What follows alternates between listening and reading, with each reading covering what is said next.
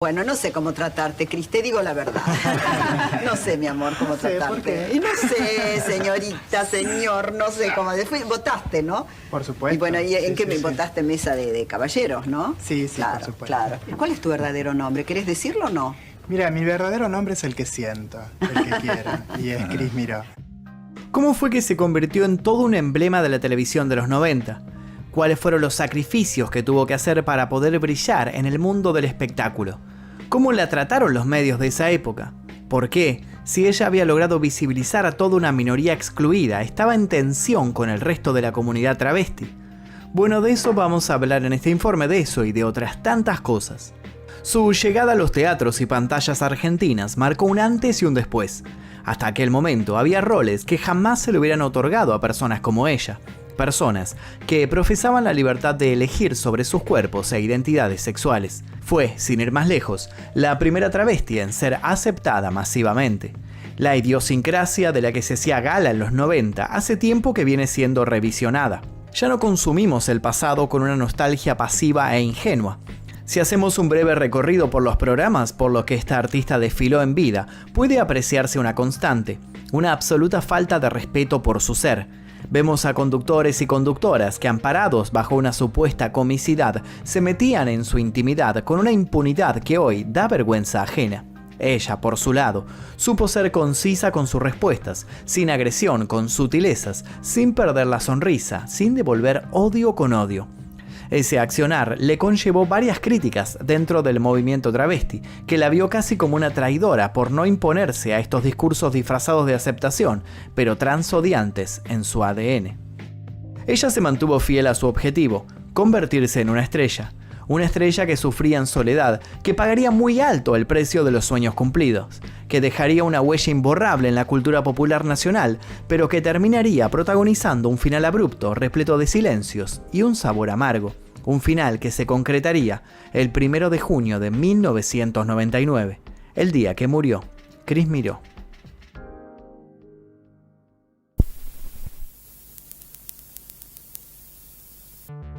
Aquel 20 de mayo de 1999 quedó muy en claro que algo no andaba bien con Cris Miró. Es verdad que había entrado caminando al sanatorio Santa Isabel del barrio de Caballito. Es verdad que había saludado con una sonrisa amable y generosa a quienes la habían reconocido en la puerta. Como siempre, se había mostrado simpática y agradable. Si alguien le pedía un autógrafo, accedía gustosa. Si alguien le pedía una foto, miraba la cámara como ella solía hacer, de modo intenso, casi enigmático. Cuando desde un auto alguien la insultaba, generalmente por su identidad sexual, solía mirar hacia otro lado, dispuesta a no rebajarse. Lo cierto es que aquello sucedía cada vez menos. Ese jueves se adentró al sanatorio simulando normalidad, pero el ojo fino hubiera notado de inmediato que su siempre recta figura estaba algo encorvada, que sus labios estaban algo apretados, como si ocultara un gran dolor, que en su cutis perfecto había gotas de un sudor que acusaba fiebre. Los medios no tuvieron piedad y los tentáculos del morbo no tardaron en hacer de aquello la noticia del día. Era la tercera internación de Cris Miró en menos de 6 meses. Ya había suspendido presentaciones en vivo y había rechazado invitaciones a programas en los que por lo general disfrutaba estar. Corría el rumor de que la última publicidad que había filmado la había hecho portando una peluca. Periodistas inescrupulosos se preguntaban, fingiendo preocupación, si la cabellera tan envidiada de Cris Miró había desaparecido a causa de alguna terrible enfermedad. Trascendieron algunos síntomas: dolor en el pecho y puntadas en el estómago que la habían doblado en el piso. Se habló de que había gritado encerrada en su habitación. Se habló de un padecimiento extremo. El hermetismo que familiares, amigos y profesionales mostraron solo sirvió para avivar las llamas de la especulación. La habitación 307 en la que ella estaba se sumió en el más profundo misterio. Un cartel escrito a mano prohibía la entrada al cuarto de cualquier persona que no estuviera autorizada. Dicen que para verla su madre debía ponerse un barbijo. Aún hoy día es difícil discernir entre lo cierto y el mito. Quizás una de las secuencias que más se popularizó en el imaginario colectivo es la que dibuja a la vedette del momento, agonizante pero muy consciente de sí misma, pidiendo que le saquen el suero, pidiendo a sabiendas de que las cosas ya no mejorarían, que la dejaran morir bella, que ya no se postergara lo inevitable. Pero no nos adelantemos. Para entender el impacto de lo que estaba por ocurrir en ese sanatorio, es necesario que comencemos por el principio.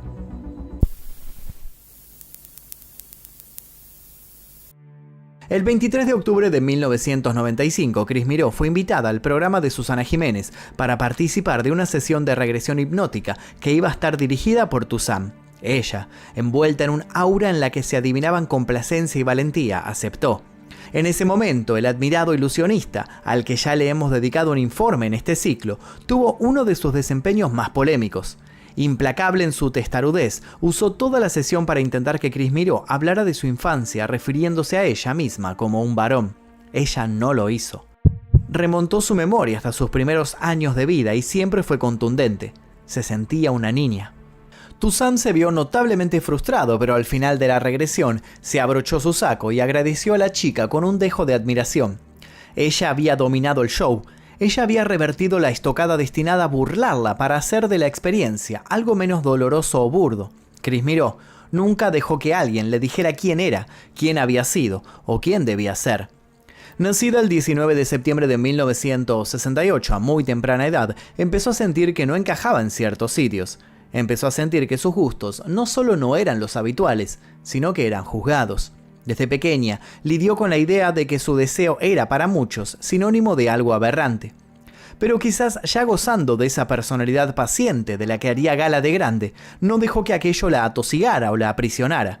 Su padre, Esteban Virgues, estaba ligado al mundo militar. El estereotipo nos obliga a imaginar que cuando ella le habló sobre cómo se percibía a sí misma, él se interpuso, alegando el respeto a normas y valores morales generalmente asociados a instituciones rígidas.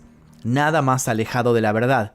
En una época donde las travestis solían huir de los hogares que las rechazaban para perderse en la bruma de un futuro incierto dentro de la Argentina oscura de la dictadura, Cris Miró tuvo la contención de una familia que le prometió no juzgarla y acompañarla. Eso la hizo fuerte. Cris Miró sufrió el bullying de su entorno en el primario y el secundario, pero eso no le prohibió ser sincera sobre sus amores, sus proyectos, sus ganas de ser alguien. Ante la disyuntiva de elegir un oficio, se inscribió en la UBA y comenzó la carrera de odontología, dispuesta a ser toda una profesional. Al momento de morir, solo le faltarían 2 materias para recibirse. Nunca las había dado porque en el medio algo había pasado. Un día, mientras estaba en el aula, la invadió la imperiosa necesidad de probar otras cosas. Siguiendo sus impulsos como de costumbre, llegó a una conclusión. Quería ser artista. Pero no un artista cualquiera, quería sobresalir, quería la gloria, la cima. Conseguiría en velocidad récord superar sus más alocadas fantasías.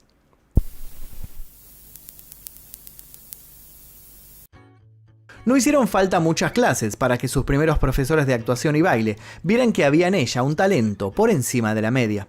Era un talento que se basaba en la disciplina, en una perseverancia ciega, en una voluntad de hierro. Cuando algo no le salía como quería, Cris Miró se proponía repetirlo hasta que el límite autoimpuesto desaparecía.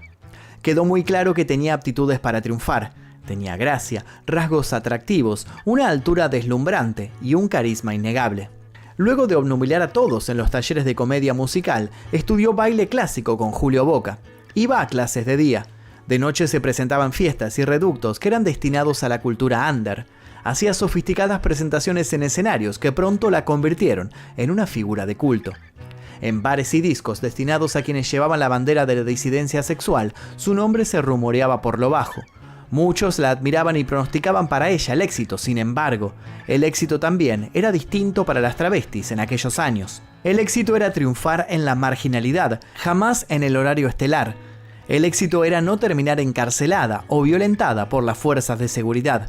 El éxito que ella conseguiría sería un éxito nuevo, un éxito que abriría puertas y debates por partes iguales. En 1993, el actor y productor Juanito Belmonte la descubrió en un cóctel y tuvo una iluminación. Le dijo que podía hacerla crecer de modo único, pero antes que nada, le hizo prometer que iba a seguir algunas normas. La primera de ellas era siempre mostrarse soltera, siempre ser objeto de deseo. La segunda, nunca, pero nunca, no importa lo que dijeran, debía responder a la hostilidad del mundo del entretenimiento. Porque sí, iban a hostigarla y mucho. Ella aceptó esas bases y condiciones que para algunos fueron su camino a la gloria, pero a la vez su perdición. Su carrera fue meteórica. La popularidad del teatro de revista la catapultó a la pantalla chica y se convirtió en una figura solicitada en los programas que tenían mayor rating. Algo impensado. Todos quedaron cautivados por la presencia y el talento de Chris Miró, pero también todos estaban tentados a caer en el chiste fácil, quizás porque en esos años, con el menemismo en efervescencia, el despilfarro y lo bizarro como moneda corriente, la televisión no era más que eso, un chiste fácil que pretendía ser inocente, pero que no lo era en absoluto. Ella siempre pareció asumirlo como un peaje imposible de sortear y sin pudor acudió a cada set que la invitaron. De todos los escándalos, su disputa más fuerte, al menos a nivel judicial, fue con Raúl Portal y su hijo Gastón, a quienes les realizó una demanda por sentirse discriminada, injuriada y agraviada luego de que la insultaran sin reparos. Sin embargo, aquello fue apenas la frutilla del postre. Primero se enfrentó a Moria Kazan, quien la descalificó como actriz y vedette. Luego miró a los ojos a Mirta Legrand, mientras la eterna diva de los almuerzos se encargaba con saña de tratarla de hombre no asumido. En sketch con Marcelo Tinelli u otros titanes del entretenimiento, todo giraba en torno a su genitalidad. Cuando los demás se cansaban de hacer su papel, ella seguía ahí, de pie, sin acusar recibo de tantos golpes. Luego sonreía y exteriorizaba alguna reflexión. En una ocasión había dicho: a pesar de que nací con un determinado sexo que hace que tenga documentos con nombre y género de hombre, lo más importante es lo que yo siento. Soy una sola persona y eso es lo que a mí me importa. Eso de los opuestos lo ven los demás. Yo lo vivo de una sola manera. Declaraciones de este calibre fueron las encargadas de pulir de a poco la mirada de los espectadores, que desde sus sillones empezaron a dejar de festejar cualquier comentario banal e insultante para mirar con más humanidad a la actriz. No todos, por supuesto, pero un sector de la sociedad aceptó, al aceptar a Chris Miró, que hablar de libertades era un poco más complejo de lo que habían supuesto. Esa aceptación se vería reflejada en un hecho histórico. En el año 1995, Chris Miró recibió el premio a Vedette del Año. A pesar de lo que puede suponerse, parte del colectivo travesti de la época no vio con buenos ojos estas cosas. Consideraban que Chris Miró era aceptada solo porque propagaba el prototipo de mujer hegemónica y no porque la sociedad estuviera más abierta a abrazar la diversidad. Esto dejaba a Chris Miró sumida en contradicciones. ¿Había logrado por fin ser amada como siempre había deseado? ¿O estaba, por culpa de la fama, más y más sola cada vez? Fue por esa época en la que los problemas de salud se volvieron una constante en su vida.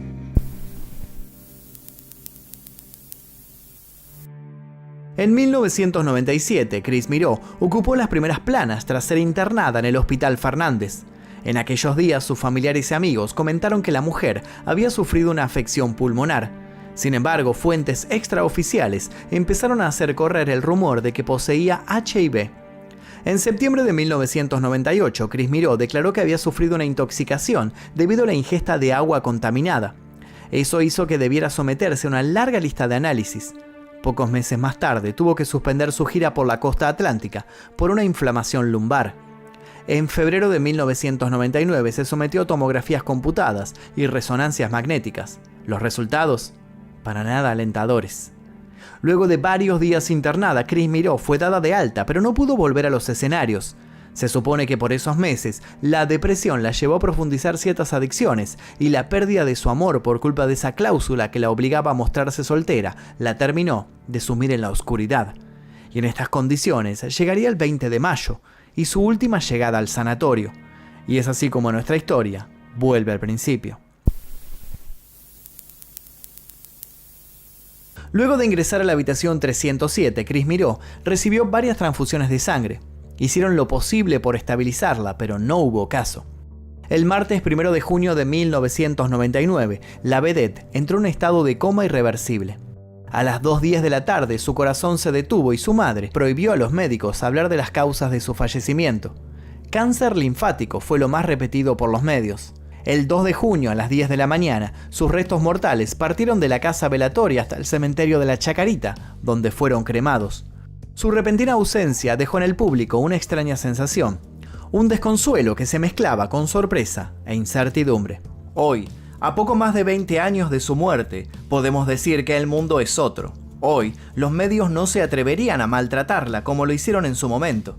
Igual de cierto es que quienes eligen una identidad sexual por fuera de lo normativo siguen estando sometidos al juicio ajeno en varios aspectos de sus vidas.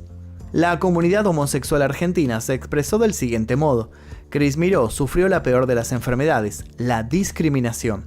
Sin embargo, tuvo la valentía de ser una persona que se enfrentó públicamente a la intolerancia, desde su trabajo y su arte. Podemos decir entonces que su legado persiste y cobra día a día mayor relevancia y simbolismo. Y hasta aquí el video del día que de hoy. Si les interesó, los invito a dejar su like, suscribirse y activar notificaciones. Les voy a dejar un par de videos aquí para que sigan haciendo maratón en este canal y sin nada más que decir me despido. Mi nombre es Magnum Mephisto y esto fue El Día Que para Clarín.